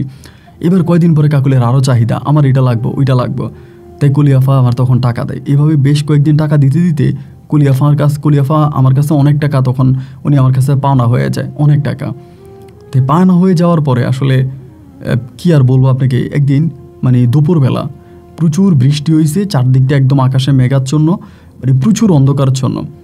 তাই উনি দোকানে আসছে কিসের জন্য জানি, আইসা আমারে বলতেছে, মানে পুরো শরীর ভিজে গেছে। ভিজে যাওয়ার পরে আমারে বলে যে দোকানের পিছনে আবার আমার একটা ছোট্ট রুমের মতো আছে, মানে আমার জামা কাপড় আছে, জামা কাপড় টাপড় আছে, আমি তো মাঝে মাঝে এই আমি জামা কাপড় চেঞ্জ করে। পরে আমারে বলে যে সাইমন, আমি তো পুরো ভিজে গেছি, তোমার পিছনে কি, দোকানের পিছনে কি কোনো জামা কাপড় আছে, আমি একটু পাল্টাবো। আমি বললাম যে আপনি কি পাল্টাবেন, আমার কাছে তো আপনার মেয়েদের পরার মতো কোনো জামা কাপড় নেই। এই শুরু হলো তুফান, হাই রে তুফান। তুফানে মনে হয় দোকান ভেঙে ফেলতেছে। উপরে যে শাটারটা আছে, শাটারটা নয় ভেঙে নিয়ে যাবে, টিনের শাটার তো ভেঙে নিয়ে যাবে। তো উনি আমারে বলতেছে উপরের সামনে শাটারটা ফালাই দাও, সামনে শাটারটা ফালাই দাও, এটা ভেঙে ফেলবে। তো আমি সামনে শাটারটা ফালাই দিছি, তো দোকান পুরো অন্ধকার হয়ে গেছে। অন্ধকারের মধ্যে উনি এসে আমাকে এই দোকানের মধ্যেই। পরে আমি বললাম যে আপনি হচ্ছেন আমার বড় বোন সম্পর্কে, তাই আপনি আমার সাথে এটা কী করতেছেন? উনি আমারে বলে, করবি না আমার টাকা আমারে দিয়ে দিবি, নাহলে আমার টাকা দেওয়া লাগবে, তো আমার কাছ থেকে যত টাকা নিয়ে গেছো সব দিতে হইব, দিবি নাকি? তখন আমি মানে একটা মেয়ের একটা ছেলে যেভাবে কিডন্যাপ করে ওভাবে উনি আমার কিডন্যাপ করলে। এই প্রথম দিন এটা হইল। হওয়ার পরে আমার বলে, খবরদার, তুই যদি এটা কারো কাছে বলছিস তাহলে কিন্তু তোর খবর আছে, আমার টাকা আমার দিয়ে দেওয়া লাগবে। তা আমি আর এটা কার কাছে বলবো, বললে তো উল্টা আমারই শরম, আমি আর কারো কাছে বলি নাই। এর পরে উনি সুযোগ পাইলে, মানে কাকুলির মানে একটু সুযোগ পাইলে আমার সাথে এই ধরনের কাজগুলো উনি প্রতিনিয়ত করতো। আমি কিন্তু তখন জানতাম না, এরই মাঝে ওনার এক বান্ধবী, ওই মেয়ে আবার বরিশাল শহরে থাকে, ওনার কেমন বান্ধবী, ওই মেয়ে একদিন বাড়িতে আসছে। বাড়িতে আসার পরে এই প্রথম উনি আমার কিছু টাকা দিল, টাকা দিয়ে আমার একটা জায়গায় পাঠাইছে, ওইখান থেকে আমার দিয়ে কিছু জিনিস আনায়। পরে জানতে পারি এগুলো মাদক। রাতের বেলায় উনি আমার করলো, তোর দোকানের চাবি দিয়ে আমরা রাতের বেলায় দোকানের ভিতরে গিয়ে ওইটা খাবো। তাই আমি বললাম, এটা আমার ব্যবসায়িক জায়গা, এটা আপনি কী বলেন? তাই জোরাজোরি করে আমি তখন চাবি দিলাম। উনি রাতের বেলায় তার বান্ধবীর নিয়ে আমার দোকানের পিছনে যাইয়া তারা এগুলা খাইছে, খাওয়াইছে, তা খাইয়ে ফেলছে শেষ। এরপরে হইলো কি, মাঝে মাঝে এই কলিয়াপা আমার দোকানে আইব, বলবো দোকানের পিছনে কেউ আছে? আমি বললাম নাই, পিছনে যে উনি এগুলা খায়, যে নাম বলতে চাই না, ট্যাবলেট টাইপের এগুলা খায়। তো সবসময় দিয়ে এগুলা খায়। তা খাইতে গিয়ে দেখদিন আমার বলে, সাইমন খাইবা নাকি? আমি বললাম যে দেখেন, আমি তো এগুলো কখনো খাই নাই, আর এগুলোর প্রতি আমি আসক্ত না। আমার বলে, ধুরু ভাই, আসক্ত লাগবে না, আসো তো খাও। তো জোর করিনি, উনি আমার খাওয়াইলো, এগুলো খাওয়াইতো এবং আমার সাথে খারাপ ধরনের কাজও করতো। তো এরকম করতে দীর্ঘদিন কেটে গেল। আমি এটার প্রতি খুবই আসক্ত হয়ে গেছি। উনি ওটার প্রতি যেমন আসক্ত তেমনই আছে। উনি হয়তো আগ থেকেও খাইতে পারে, তার আমি জানতাম না। কিন্তু এখন দেখা গেল যে আমি এটার প্রতি এতই আসক্ত হয়ে গেছি, আমি এটা ছাড়া আর কিছু বুঝি না। দোকানপাট কিচ্ছু ভালো লাগে না, শুধু এটা খাই। এবং উনি আমার মানে খাওয়ানো উনি আমার শিখাইছে, এবং খাওয়ানোর লাগে উনি আমার টাকা দেয়, সবসময় উনি আমার টাকা দেয়। ওনার জামাই কি করে মানে আমি জানি না, উনি কোনো বাড়িতে আসে নাই, বহু বছর হয়ে গেছে, বিয়ে হয়েছে বলে 1 মাস না 1.5 মাস পর ওনার জামাই চলে গেছে। কোন দেশে থাকে ওইটাও কিন্তু আমি সঠিক জানি না, কিন্তু উনি দেশে আসে না, বাট টাকা পাঠায়। মানে কলির জন্য প্রতি মাসে মানে কলিয়াফার জন্য প্রতি মাসে অনেক টাকা পাঠায়, প্রচুর ভরপুর টাকা কলিয়াপুরে দেয়, এবং উনি ওই থেকে আমার টাকা দেয়। তো তো আমার কাকুলির সাথে যদি আমার এক রাত থাকা, ওনার সাথে আমার 3 রাত থাকা হয়, এমন একটা অবস্থা। আর কাকুলির ধরেন আমি টাকা পয়সা দিতেছি, খাবার দাবার দিতেছি, জামা কাপড় কিনে দিতেছে, কাকুলি ভালো। আমি কই যেতেছি, কী করতেছি না করতেছি এইসব তার দেখার দরকার নাই। সে টাকা পয়সা পাইতেছে, সে হুড়দম ভালোই চলতেছে। এভাবে দীর্ঘদিন কেটে গেল, প্রায় এভাবে আরও মাস মানে আপনার 6-7 মাসের মতো কেটে গেছে। তো তখন আস্তে আস্তে করে কাকুলি বিষয়টা মোটামুটি জানছে 7-8 মাস পরে যে তার বোনের সাথে আমার একটা খারাপ সম্পর্ক আছে। তো এইটা জানার পরে পারিবারিকভাবে তখন এই জিনিসটা নিয়ে শুরু হয়েছে ঝগড়া। কাকুলি তার মায়েরে জানাইছে। এরই মাঝে কিন্তু কাকুলির বাবা কিন্তু দেশে আসছে। দেশে আইসা 10 দিনের মতো ছিল, 10 দিন থেকে উনি আবার চলে গেছে। উনি আমার সাথে কথাবার্তা বলে উনি আবার চলে গেছে। তো আমি ওনাদের বাড়িতে, কাকুলিদের বাড়িতে আসতে একটু গুরুত্বপূর্ণ কথাই বলি, আমি ওদের বাজার সাজার, ঘর দুয়ার পরিষ্কার এবং টয়লেটটা পর্যন্ত আমি পরিষ্কার করে দিতাম। এবং কাকুলির মা, কাকুলির বোনের জামা কাপড় আমি ধুয়ে দিতাম, জামা কাপড় ধুইতাম, টয়লেট পরিষ্কার করতাম, রান্না বান্না করতাম। একটা কাজের মহিলা মানে এই ধরনের কাজ করতো না। আমি কাকুলিদের বাড়িতে যে ধরনের কাজ করতাম, সমস্ত রকমের কাজ, ঘরের সমস্ত কাজ আমি করতাম। এই করতে করতে তখন আমি নেশাতে এমনভাবে আসক্ত হয়ে পড়ি, নেশার টাকা না পাইলে আমি পাগল হয়ে যাই। এবার এদিক দিয়া কাকুলি আমার সাথে ঝগড়া করে যে তুমি আমার বোনের সাথে খারাপ কাজ করো, তুমি খারাপ ছেলে, তুমি ভালো না, তোমার চরিত্র খারাপ, মানে এই নিয়ে আমার সাথে ঝগড়াঝাটি ঝামেলা। তো একদিন হলো কি, আমি মানে খাইয়ে আসছিলাম আরেকটা জায়গা থেকে, নিজে খাইছি আর কলির জন্য নিয়ে আসছি, মানে কলি হেফার জন্য নিয়ে আসছি। আইসা কলিরে আমি পোটলাটা সহ দিলাম, প্যাকেটটা সহ দিলাম। দেওয়ার পরে আমি তখন আসছি ঘরে, এই দৃশ্যটা তখন কাকুলি দেখে ফেলছে। দেখে আমারে বলতেছে তুই কলি হেফারি কী দিলি? আমি বললাম যে উনি আমারে বলছে একটা জিনিস আনার জন্য, ওই জিনিসটা দিছে। কী দিলি? আমার মাথায় হাত দিয়ে বল, তুই আমার মাথায় হাত দিয়ে বল তুই কী দিলি। ওই সময় কিন্তু ও গর্ভবতী ছিল, কাকুলি কিন্তু গর্ভবতী, কিছুদিন আগে, মানে কিছুদিন হয়েছে ওর পেটে বাচ্চা আসছে। তুই আমার পায়ে বাচ্চার মধ্যে হাত দিয়ে বলতে কী বলছিস? পরে আমার বলে কোরআন শরীফে হাত দিয়ে বলতে তুই কী বলছিস? আমি বলে আমি বলতে পারবো না। ওই কী করছে ভাই, কোরআন শরীফ নিয়ে আসছে। কোরআন শরীফ আইনা বললে যে কোরআন শরীফে হাত দিয়ে বলতে আমার বোনেরে কী দিছিস? আমি বললাম তুই তোর বোনেরে যা জিজ্ঞেস কর, আমারে বলতেছিস কেন? তোর বোনেরে জিজ্ঞেস কর। আমার বোনেরে কেন জিজ্ঞেস করবো? তুই বলতে পারিস না কী দিছিস আমার বোনেরে? আমার বোনের আমার জিজ্ঞেস করা লাগবে কেন? মানে তুমুল রকমের ঝগড়া। এবং এই ঝগড়ার একটা পর্যায়ে করলো কি, মানে এই ঝগড়াঝাটি চলতে চলতে ওই কী করছে, বটি নিছে। আমার তখন ধরেন এমনি আমার মানে আমার এমনিতে আমি ড্রাগ অবস্থায় ছিলাম, নেশাগ্রস্ত অবস্থায় ছিলাম, এর ভিতরেও বটি নিছে আমার কাটার জন্য। তো ঘরের ভিতরে ওই সময় পানির কিছু সমস্যা ছিল, ওদের টিউবওয়েলের। তো ওই যে আপনার যেই মাছের যে ড্রামগুলো আছে, আপনার হয়তো অনেকেই দেখবেন, বিশেষ করে ফাঙ্গাস মাছ নেওয়ার সময় যে ড্রামগুলো ব্যবহার করে, ওই ড্রামের মধ্যে তখন ঘরের মধ্যে পানি এনে রাখছিল টয়লেটে যাওয়ার লাগে বা ব্যবহারের জন্য। ড্রাম পুরো তখন পানি, ড্রামের উপরে ঢাকনাটাও নাই। আমার তখন মানে আমি কী করছি আমি জানি না, আমি ওর চুলের মুঠি ধরে এই ড্রামের ভিতর ওর মাথা আমি চাইপা ধরছি। ওর হাতে তখনও বটি, আমি একদম চাইপা ধরছি। ধরার পরে ওইখানেই ও মানে আর কথা বলে না। তখন আমি হাত ছাড়ে দিলাম, ও পড়ে গেছে। পড়ে যাওয়ার পরে আমি বুঝলাম যে সে তো মারা গেছে। তাই আমি কী করবো আমার ভাই, তখন আর আমার মানে কোনো উপায় নাই, বুদ্ধি নাই। আমি তখন এখান থেকে রাতের মধ্যে পালাইছি, মোবাইল টোবাইল যা আছে সব কিছু বন্ধ করে এই জায়গার মধ্যে আমি তখন এখান থেকে পালাইয়া গেলাম। পালাইয়া চলে গেছি আমি শরীয়তপুরের একটা জায়গা আছে, শরীয়তপুরে মিগদাতে, ওইখানে চলে গেছি। আরেকজন মানে পরিচিত লোক আছে, ওনার বাড়িতে চলে গেছি। আর ওর পরিবারের সাথে, আমার পরিবারের সাথে, কারো পরিবারের সাথে কোনো যোগাযোগ নাই। কী হইতেছে না হইতেছে এর কোনো কিছু আমি জানি না। আমি আমার মতো করে বেরোছি। প্রায় 4 মাস পরে, 4 থেকে 4.5 মাস পরে, যেহেতু কলির সাথে আমার একটা ভালো সম্পর্ক আছে, একটা প্রেম ভালোবাসা আছে বা যাই আছে, আমি তখন কলি আফারে কল দিলাম, তাও আরেকটা অপরিচিত নাম্বার থেকে শরীয়তপুর বাজারে গিয়া। উনি কলটা ধরছে, আমার বলে কি, মানে খুব মানে কান্না কান্না একটা ভাব নিয়ে বলতেছে কি। আমি বললাম আমি সাইমন। মানে এটা বলার পর উনি কথা বলে না, মানে জায়গায় চুপ হয়ে গেছে। আমি বললাম কলি আপু আমি সাইমন, চিনছেন আমারে? আহ কথা বলে না। আমি বললাম কি হলো, চিনছেন? বলো হ চিনছি। মানে একটা নিঃশ্বাস ফেলায় বলো হ চিনছি। আমি বললাম যে কী হলো কাকুলি শেষ পর্যন্ত? বলে তুমি তো কাকুলিরে মাইরিয়ে চলে গেছো, আবার শেষ জেনে কি আছে? আমি বললাম কাকুলি কি মারা গেছে না অজ্ঞান হয়ে গেছিল? বলে মারাই গেছিল। তুমি তারে পানিতে ডুবাইয়া মাইরা ফেললা, আর তুমি তারে মারলা আর দোষটা দিয়ে গেলা আমারে। আজ আমার মা আমার সাথে কথা বলে না, আমার আত্মীয় স্বজন আমার সাথে কথা বলে না, পাড়া প্রতিবেশী আমার সাথে কথা বলে না, সবাই আমার সাথে দুর্ব্যবহার করে, খারাপ ব্যবহার করে, কুকুরের মতো ব্যবহার করে আমার সাথে। আমার জন্য নাকি তুমি কাকুলিরে মারছো, এই জন্য সবাই আমার সাথে খারাপ ব্যবহার করে। আমি বললাম না আমি তোমার জন্য মারছি, এটা কে কইল? আমি তো তোমার জন্য মারি নাই, কাকুলি এমনিই মারা গেছে। কাকুলি আমি তোমার জন্য মারবো কেন? আমি নেশাগ্রস্ত অবস্থায় ছিলাম, ড্রাগ অবস্থায় ছিলাম, ও আমারে বটি নিয়ে কোবাইতে আসছে, আমি ওরে মাইরে ফেলছি, এখানে তোমার জন্য কেন মারবো? পরে ও বলতেছে তোমরা স্বামী স্ত্রী ঝগড়াঝাটি কইরা তোমরা একজন আরেকজনে মারছো বা তুমি কাকুলিরা মাইরা ফেলছো, আর আমার মা আত্মীয় স্বজন সবাই বলতেছে আমার সাথে তোমার পরকীয়া ছিল এবং এই পরকীয়ার সূত্র ধরেই তুমি আমার বোনেরে মাইরা ফেলছো আমারে বিয়ে করার জন্য। আমি বললাম নুরু এটা পুরাই মিথ্যা কথা, এরকম কোনো কিছুই না। উনি তখন আমারে বলে ভাইরে এটা তুমি বলতেছো মিথ্যা কথা, তোমার কাছে না হয় মিথ্যে কথা, কিন্তু সবাই তো জানে এটা সত্য এবং সবাই এটা মনে করে আমার সাথে কেউ কোনো কথা বলে না, আমারে তুমি দোষী বানায় গেলা।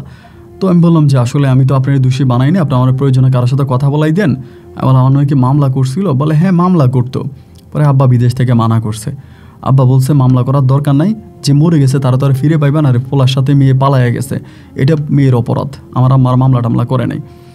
তো আমার আব্বা মা আসছিল? বলে না কেউ আসে নাই, তবে অনেক ঝামেলা গেছে, এখন মোটামুটি সব ঠিক আছে। এভাবে তখন আমি মাঝে মাঝে কলির সাথে কথা বলি, 1 দিন 2 দিন 3 দিন 4 দিন কথা বলতে বলতে মানে একদিন কলি আমারে বলতেছে যে আমি বললাম তোমার হাজব্যান্ডের সাথে কথা হয়? বলে হ্যাঁ ও তো আমার শুধু টাকাই দেওয়া যায়, আর তো কিছু না, মাঝে মাঝে টাকা দেওয়া যায়, তুমি থাকলে তোমার কাছ থেকে একটু শারীরিক শান্তি পাইতাম, এখন তো সেটাও পাই না। তো একটা কথা বলতে গেলে কিন্তু আমি কলি আবার প্রতি আকৃষ্ট হয়ে গেছিলাম, মানে ওনার শারীরিক আমাকে এতটাই পাগল করছে, মানে ওনার প্রতি আমি এতটাই আকৃষ্ট হয়ে গেছিলাম যা বলার মতো না, ওনার দেহের প্রতি। এবং এভাবে উনি আমার সাথে প্রায় প্রতিদিনে কথা বলতে বলতে আমারে বলে যে তুমি থাকলে তো মোটামুটি শারীরিক শান্তিটা পাইতাম, এখন সেটাও পাই না, তুমিও চলে গেছো, আমার কোনো খবর নাও নাই, এইটা সেটা। এভাবে বেশ কয়েকদিন পর আমি নিজে ওনারে বললাম তো আসবেন নাকি। একটাবার উনি আমার বলে আসলে আসো তুমি। আমি বললাম যে না আমি ওইদিকে যাব না, আমি শরীয়তপুরের দিকে আছি, যদি আপনি আসেন তাইলে এইখানে মানে যদি আপনি আসেন এইখানে হবে। পরে আমারে বলে জায়গা আছে? আমি বললাম জায়গা বলতে হোটেল ভাড়া করতে হবে। তো বলি ঠিক আছে যদি হোটেল ভাড়া করো তাহলে একটা ডেট দিও আমার, আমি যামনি, তোমার দুলাভাই তো দেশে আসে না জানোই। আমি বললাম আচ্ছা ঠিক আছে। পরে এরকম করে করে একটা জায়গা আমি তখন সিলেক্ট করলাম, ঠিক করলাম, আর বন্ধুরে দিয়ে একটা হোটেলে ঠিক করার পরে এমনি বিকেলবেলা আসছে, খুব হাসি মুখে আসছে। আসার পরে আমার বন্ধু উনি আমরা 3 জনে একসাথে হোটেলে খাইলাম। খাওয়ার পরে আমার বন্ধু কাকুলিরে বলল যে দেখেন আপনারা সাইমনের উপরে কলিরে বলল আমার সাইমনের উপরে রাগ রাখেন না, সাইমন আসলে গেলে ইচ্ছা করে নাই। পরে কলি আপু বলতেছে আমি সবই জানি, সাইমন কোনোটা ইচ্ছা করে নাই, এইটা আসলে মূলত একটা ভুল বুঝাবুঝি, এবং আমার পরিবারের কাছে তো আমি কালার হয়ে গেলাম। তো ভাইয়া যাই হোক, এখন আমার বোনের মৃত্যু আছে, এইভাবে আমার বোন এইভাবে মারা গেছে। এই কথা মানে খুব সুন্দরভাবে হওয়ার পরে আমি ওনার সাথে রুমে ঢুকলাম, ভালো মানুষ রুমে ঢুকলাম। ঢোকার পরে আমাদের মাঝে শারীরিক সম্পর্ক হয়ে আমি জাস্ট ঘুমাইলাম, এবং ঘুমানোর একটু পরে হঠাৎ করে ভাই আমার উনি মানে এমনই কাজ করছে যা বলার মতো না, আমার এইটা কেটে ফেলছে রক্তে, তখন পুরো মানে আপনার সাদা চাদর ছিল, পুরো রক্তে বাইসে গেছে। আমি দিছি মানে চিৎকার দেবো নাকি জানি না, উনি তখন আইসা গলার মধ্যে আমার ছুরিটা আমার গলার মধ্যে ধরছে, গলার মধ্যে ধরে বলো তোর গলা নামাই দিব এখন, চিল্লাবি না করি। আমার হাতের মধ্যে 2টা পোস্ট দিছে, মানে এক কথায় বলতে গেলে আমাকে এরপরে কী জানি একটা সঙ্গে দিছে, আর কিছু জানি না, মুখের মধ্যে দিচ্ছে, আমি অজ্ঞানের মতো হয়ে গেছি। যখন আমার জ্ঞান ফিরে তখন আমি দেখি হাসপাতালে আমার শরীরের বিভিন্ন জায়গায় খুদের পোষ, আর ওইটা পুরে নাই, অন্যরকম অবস্থা। হাসপাতালে ভর্তি করাইলেও পরে আমার আব্বা আম্মার কাছে খবর গেছে, আমি আমার আব্বা আম্মার ঠিকানা দিয়েছি, আমার আব্বা আম্মাকে জানাইছে, তখন ওইখান থেকে আমাকে রাজশাহী মেডিকেল কলেজে ভর্তি করে। রাজশাহী মেডিকেল কলেজে আমি তখন যাই, আমার অবস্থা তখন খুব খারাপ, আমি যে বাঁচবো এটা কোনো ডাক্তার বলে নাই, মানে আমি যে বেঁচে থাকবো এটা কোনো ডাক্তারই বলে নাই, বলতো মারা যাবো, ওর অবস্থা এতটাই খারাপ। সে জায়গা থেকে আমাকে তখন নিয়ে গেল হলো ঢাকাতে নিয়ে গেছে, এবং ঢাকাতে নিয়ে যাওয়ার পরে বহুদিন বলতে প্রায় 4-5 মাসের মতো আমি ঢাকাতে ভর্তি ছিলাম হসপিটালে। আমাদের ঘর বাড়ি জায়গা সম্পত্তি মোটামুটি যা আছে মানে যা ছিল আর কি সব শেষ, ঘর বাড়ি জায়গা সম্পত্তি আর কিছুই নাই, একদম পুরো আমরা রাস্তার ফকির হয়ে গেছি। আমার আব্বা আম্মা তখন ভাড়া থাকতে শুরু করেছে, এমন একটা অবস্থা যে ভাড়া থাকতাম শুধু আমার চিকিৎসা করতে গিয়ে। যাই হোক চিকিৎসার শেষমেশ করে তখন বাড়িতে আসছি, বাড়িতে আসার পরে লজ্জায় কারোর সামনে যাইতে পারি না, একটা ভাড়া থাকতাম ওইখানে। পরে আমি একটা মানে দোকানে চাকরি নেই, ছোটো ভাই তখন দোকানে চাকরি করে। আমাদের এই ঝামেলাটার মধ্যে আমার ছোটো বোনটার আর বিয়ে হইল না, মানে ছোটো বোনটারে বিয়ে দিতে পারলাম না, ছোটো বোনের বিয়ে হইল না। পরে এগুলোর মধ্যেই চলতেছে, তার মাঝে প্রায় 1.5 বছর থেকে 2 বছরের মতো কেটে গেছে। 1.5-2 বছর আমি দোকানে চাকরি করি, ছোটো বোনও চাকরি করে, ছোটো ভাইও চাকরি করে, দাদা দাদি তো মারাই গেল, আব্বা মা আছে, খুব মানে বিষণ্ণতায় জীবন কাটতেছে। ভাই এটা শুনলে হয়তো সবাই আমাকে জুতা দিয়ে মারবে, সবাই হয়তো আমার গালাগালি করবে, কিন্তু তারপর আমি সত্যতার জন্য বলি। এই 1.5 বছর পরেই কলি আমার আবারও ফোন দেয়। আমারে ফোন দিয়ে আমারে বলে যে সাইমন তুমি বাইচা আসো। আমি বললাম এটা তুমি কি করলা? আমারে তুমি তো জানো আমি তোমার বোনের ইচ্ছা করে মারি নাই, তারপর আমার উপরে ভেবে প্রতিশোধ নিলা। ওই তখন আমার কি বলে রাতের বেলায় কী খাইছিলাম মনে আছে? আমি বললাম আছে তো। বলে ওইটা খাইলে কি আর মাথা ঠিক থাকে? আমি বললাম তো আমিও তো খাইছি। ও বলে ওইটা খাইছি, খাওয়ার পরে হঠাৎ আমি বোনের স্বপ্ন দেখছি। আমার বোনের স্বপ্ন দেখছি, দেওয়া খাওয়ার পর আমার মাথা খারাপ হয়ে গেছে, তুমি আমার বোনের মারিয়া ফেলাইছো, আমি সহ্য করতে পারিনি, এই জন্য এটা করে ফেলছি। আমি বললাম হাই রে মানুষ, এটা আপনি কেমনি করলেন? এবার মাঝে মাঝে ফোন দেয়, কথাবার্তা বলে, আমার টাকার অভাব থাকলে আমার টাকার অভাব মিঠায়, আমার টাকা দেয়, পয়সা দেয়। এবং ইতিমধ্যে জানতে পারি তার হাজব্যান্ড দেশে আসছিল এবং সে যে নেশা করতো এগুলা খাইতো, যার জন্য তার হাজব্যান্ডের সাথে ছাড়াছাড়ি হয়ে গেছে। কিন্তু ছাড়াছাড়ি হইলেও সমস্যা নাই, সে গাড়ি কিনছে, তার নিজের টাকা পয়সা আছে, মোটামুটি অনেক ভালো অবস্থানের ভিতরে আছে। এইভাবে প্রতিনিয়ত আমারে ফোন দিত, সাইমন কি করো, কোথায় আসো, ভালো আছো কিনা, স্বাস্থ্য ঠিক আছে কিনা, এগুলো সেগুলো করতে করতে একদিন সে আমার সাথে আবারও দেখা করতে চায়। তা আমি আসলে এটা বোকা আমি কিনা আমি জানি না, আমি তার প্রতি দুর্বল হয়ে গেছিলাম। পুনরায় আমি তার সাথে আবারও দেখা করি এবং দেখা করার পরে সে আমার পা ধরে ক্ষমা চায়, মাপ চায় এবং আমি তো জীবনে কখনো বিয়ে করতে পারবো না, আমার এই সমস্যা, সে আমার দায়িত্ব নিতে চায়, আমার দায়িত্ব নিতে চায়। আমি বললাম আমার দায়িত্ব আর কী নিব, আমি তো হয়তো আমার মাইরা ফেলাই, আজকে রাতে মাইরা ফেলো। তো সে কান্নাকাটি করে, চোখের পানি ছাড়া কাঁদে যে আমার স্বামীও চলে গেছে, আমার আর এইসবের কোনো চাহিদা নাই, আমি তোমার সাথে যে অন্যায় করছি সে অন্যায়ের জন্য আমি তোমার সাথে থাকতে চাই, আমি তোমার সাথে সারা জীবন থাকতে চাই। তাই আমি বললাম এটা যদি আমার আব্বা আম্মা জানতে পারে আমার আস্ত রাখবে না, আমার মেরে ফেলবে, এইটা কোনোভাবেই সম্ভব নয়, এটা আমি পারবো না। তো আমার হাতে পায়ে ধরতেছে, কান্নাকাটি করতেছে, সাইমন দেখো আমি যা অন্যায় করছি, যা অপরাধ করছি, যেটাই করছি তুমি আমার মাফ করে দাও, সব কিছুর শেষে আমি এই তোমার কাছে আসছি বা হইছে বা এটা সেটা বলতেছে। তা আমার কিন্তু কোনো ইচ্ছা নাই, সত্যি কথা বলতে ইচ্ছা থাকবে কেমন, আমার তো কিছুই নাই। পরে তারা কাকুতি মিনতি দেখে একটা পর্যায়ে আমি তখন রাজি হলাম। তো রাজি হওয়ার পরে রাজশাহীতে তখন আমি একটা ঘর ভাড়া করি, তেন ও আইসা আমার সাথে থাকতেছে। ওর আবার বিভিন্ন জায়গায় টাকা পয়সা লাগানো আছে, তো ওই থেকে লাভটা আসে, ঘর ভাড়া থাকা খাওয়া সবই তার, আমার কিছুই নেই। তো আমার আব্বা আম্মা জানতো না, গোপনে গোপনে করি। এভাবে প্রায় 5 মাস তার সাথে আমার সংসার কাটে। ওই সময় কিন্তু তার সাথে আমার পুরো ভালো সম্পর্ক, সে বাজার সাজার দোকানপাট সবই তার, সবই ভাড়া টাড়া সবই তার, আমি তার সাথে শুধু স্বামী মাত্র আছি। এই 4-5 মাস পরে যেটা দেখতাম যে ও বিভিন্ন ছেলেদেরকে নিয়ে আসতো বাসায়, বিভিন্ন ছেলেদেরকে বাসায় নিয়ে আসতো, এটা আমি দেখতাম। দেখার পরে তখন আমার নিজের মাঝে একটা খারাপ লাগা কাজ করতো যে তা বিয়ে তো করছি, বউ তো বললাম এটা কী ধরনের কথা তুমি। আবার আমি মোটামুটি আমার সব আমি ঠিক করছি ডাক্তারের মাধ্যমে, যেভাবে হোক করা যায় ওভাবে করছি। পরে আমি বললাম যে এটা কী ধরনের কথা, তুমি বাইরের ছেলে নিয়ে ঘরে আসো আমার সামনে, আমি তোমার বিয়ে করছি, তুমি তো আমার স্বামী আর তুমি তো আমার বউ। তাই আমার বলো তোর কি কিছু আছে নাকি, বাইরের লোক তো আমার লাগবেই। তাই আমি বললাম তো কিছু যদি আমার নাই থাকবে তুমি বিয়ে করলা কেন? আমার হলে তোর প্রতি মায়া লাগছিল, দয়া লাগছিল, তোর প্রতি আমার মায়া লাগছে, দয়া লাগছে, এই জন্য আমি তোর বিয়ে করছি। আমি তোর কখনো বিয়ে করতাম নাকি? আমি তোর কখনো বিয়ে করতাম? তার আমি বিয়ে করছি, তোর প্রতি আমার মায়া লাগছে, তুই কয়েকদিন পরে ভিক্ষা করবি, তা ভিক্ষা না করে এখানে আসস, ভালো আসস না। এভাবে 1 কথায় 2 কথায় 3 কথায় তার সাথে আমার ঝগড়া হইতো। ঝগড়া হইতে হইতে হইতে হইতে এক পর্যায়ে একদিন রাইগে গিয়ে আমি তার গায়ে হাতও তুললাম, রাতের বেলায় তার গায়ে হাত তুললাম। সে আমার বলে তুই আমার বোনের মাইরলি, আবার আমার গায়ে হাতও তুললি, তো তোর আমি এমন অবস্থা করবো যে তুই বাইসা থাইকা প্রতিটা মুহূর্তে মুহূর্তে আল্লাহ রেখে আল্লাহ আমার মরণ দাও। জানি না ভাই, এই ঘটনা 3 দিন পর আমার জ্বর ওঠে। এই ঘটনা 3 দিন পর আমার জ্বর ওঠে। জ্বর ওঠার পরে আমার জ্বর হয়, জ্বর হওয়ার পরে আমার আমার এই নাভিটার নিচে ব্যথা শুরু করে, প্রচণ্ড রকমের শিনশিন শিনশিন করে ব্যথা হইতো। তে আমার ডাক্তারের কাছে যাইতে দিত না। আমরা ডাক্তারের কাছে যাবো, ডাক্তারের কাছে যাইতে দিত না। ঘরের মধ্যে আমার বাইদা রাখতো, বাইদা আমার ওই যেখানে ব্যথা করতো এখানের মধ্যে গরম পানি ঢালতো। গরম পানি ঢাললে আমার আরও ব্যথা লাগতো। এই রিমান্ডে একটা মানুষকে কী কষ্ট দেয় তা আমি জানি না। চোখের সামনে আমার যে কষ্টগুলো দিছে ভাই, বলার মতো না। একটা বছর আমার ঘর থেকে বেরোইতে দেয় নাই। আমার হাত পা বাইদা আমার উপরে কী যে নির্যাতন করছে তা এখানে আমি বলতে পারবো না। আমার এগুলো আসলে মুখে বলার মতো কথা না। আমার সাথে যেগুলো করছে, আমার এই জায়গায় ওই জায়গায় ওর হাত ঢুকিয়ে দিত। যাই হোক, একটা মেয়েরে যা করে তা আমার সাথে করছে। শেষ পর্যন্ত 1 বছর পর আমার ছাড়ছে। আমার পুরো 2টা পা মানে পচে গেছে, 2টা পা পচে গেছে এবং শেষ পর্যন্ত আমার ওই 2টা পা কেটেই ফেলা লাগছে। অনেক ভাইয়েরা আমার চিকিৎসার জন্য টাকা দিছে, আপনার ইউটিউবের মাধ্যমে, ফেসবুকের মাধ্যমে অনেক ইউটিউবার আমার কাছে আসছে, তাদের দানের টাকায় আমার 2টা পা ডাক্তার পরে কাইটে ফেলছে।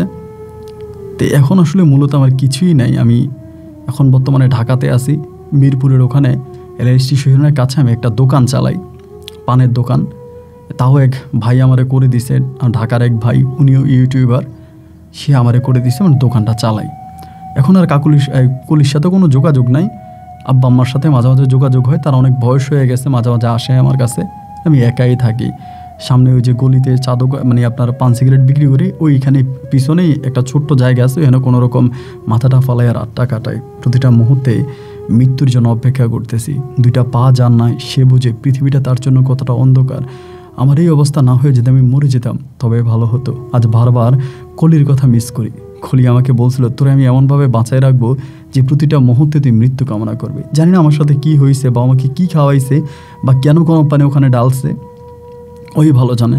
তো কলি এখন বাংলাদেশে নাই, কলি আছে এখন ইতালিতে। ইতালির এক ছেলেরে পটায়া, ইতালি থাকে এক ছেলে, বাংলাদেশে বাড়ি, ছেলের পটায় বিয়ে করে ইতালি চলে গেছে, ওইখানে আছে। আমি একটা খারাপ মানুষ, যদি পারেন এই খারাপ মানুষের গল্পটা ভালো মানুষদেরকে শুনিয়ে তাদেরকে তারা যাতে খারাপ না হয় তাদেরকে সতর্ক করবেন। ভালো থাকবেন। আসসালামু আলাইকুম।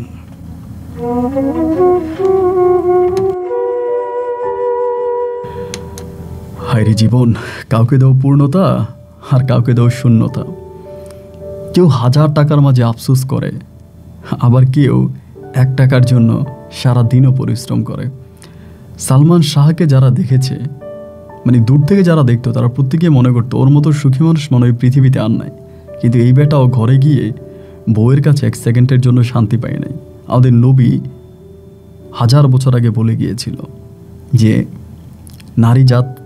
নারীর প্রতারণা সব নারী না, আমি সব নারীদেরকে বলি না, নারী আমার মাও আছে, নারী আমার বোনও আছে।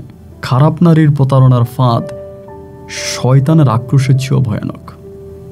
খারাপ নারীর প্রতারণার ফাঁদ শয়তানের পরিকল্পনার চেয়েও ভয়ানক। আল্লাহ আমাদেরকে সেই সমস্ত খারাপ নারীদের হাত থেকে রক্ষা করুক। এবং এই গল্প যারা শুনেছেন তারা যদি সতর্ক হন তাহলে আমার গল্প বলা সার্থক, আপনাদের শোনা সার্থক। ভিডিও ডিসক্রিপশনে দুধ পাথুরির অসম্ভব সুন্দর কিছু ভিউ আছে আমার ট্রাভেলিং চ্যানেলে, চাইলে চ্যানেল সাবস্ক্রাইব করতে পারেন। ডিসক্রিপশনে সেই ভিডিওর লিঙ্ক আছে। সবাই ভালো থাকবেন, সুস্থ থাকবেন, সেই শুভকামনা। আজকের মতো এখানে বিদায়।